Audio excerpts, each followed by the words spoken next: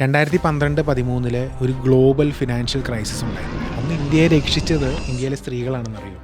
ഇത് Economist S ഗുരുമൂർത്തിയുടെ ഒരു series of ടോക്സിൽ നിന്ന് കിട്ടിയ ഇൻഫർമേഷനാണ്. അതായത് ഈ ഫിനാൻഷ്യൽ ക്രൈസിസ് ഉണ്ടായപ്പോൾ പല രാജ്യങ്ങളും പല ലെവലിലാണ് എഫക്റ്റ് ചെയ്യപ്പെട്ടത്.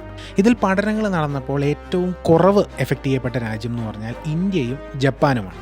അപ്പോൾ ഇവരിതിനെക്കുറിച്ച് കൂടുതൽ സ്റ്റഡി ചെയ്തു. എന്തുകൊണ്ടാണ് ഇന്ത്യയും ജപ്പാനും കുറച്ച് കുഷ്യനായത് എന്ന് മാത്രമല്ല, എന്താണ് ഇവർ തമ്മിൽ കോമൺ ആയിട്ടുള്ളത് എന്ന് പഠനം നടത്തിയപ്പോൾ ക്യാഷ് മറ്റ് രാജ്യങ്ങളുടെ ഒരു ജനറൽ ട്രെൻഡ് എന്ന് പറഞ്ഞാൽ ഫാമിലീസ് ആണെങ്കിൽ പോലും വരുന്ന വരുമാനത്തിനെ കൂടുതൽ വർദ്ധിപ്പിക്കാനായിട്ട് എപ്പോഴും എവിടെയെങ്കിലും ഇൻവെസ്റ്റ് ചെയ്തിടുന്ന ഒരു ശൈലിയുണ്ട്. പക്ഷേ നമ്മുടെ ഒരു conservative Indian and conservative Japanese ശൈലി വെച്ചിട്ട് കുടുംബത്തിന് എപ്പോഴും ഒരു ക്യാഷ് റിസർവ് മെയിൻറ്റെയിൻ ചെയ്യാൻ ശ്രമിക്കും. അത് ബാങ്ക് ബാലൻസ് ആയിട്ടോ വീട്ടിൽ കുടുക്കയായിട്ടോ ആവാം. ഈ ക്യാഷ് റിസർവ് സമ്പാദിക്കുന്ന ആൾ മിക്കവാറും ഭർത്താവായിരിക്കും. വീട്ടിൽ കൊണ്ടുവന്ന് കൊടുത്തിട്ട് അത് വീട്ടിലെ വീട്ടമ്മമാർ സേവ് ചെയ്യുന്ന രീതിയാണ്. ഈ ഒരു സേവിങ്സ് അതാണ് വളരെ വലിയൊരളവ് വരെ മേജർ ഫിനാൻഷ്യൽ ക്രഞ്ച് വന്നപ്പോൾ അതിനെ കുഷൻ ചെയ്യാൻ സഹായിച്ചത്.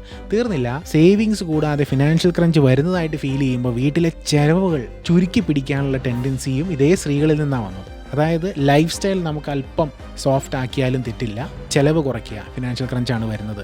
ഈ ഒരു കടിഞ്ഞാനിട്ട് പിടിക്കാനും ഇതേ കൺസർവേറ്റീവ് ബാക്ക്ഗ്രൗണ്ടിൽ നിന്നുള്ള സ്ത്രീകൾ തയ്യാറായതുകൊണ്ടാണ് ഇന്ത്യയും ജപ്പാനും രണ്ടും സിമിലർ കൾച്ചറാണ് ഈ ഒരു വിഷയത്തിൽ. അതുകൊണ്ട് മാത്രമാണ് ഈ രണ്ട് രാജ്യങ്ങളെ ഏറ്റവും കുറവ് മാത്രം ഫിനാൻഷ്യൽ ക്രൈസിസ് ബാധിച്ചത്.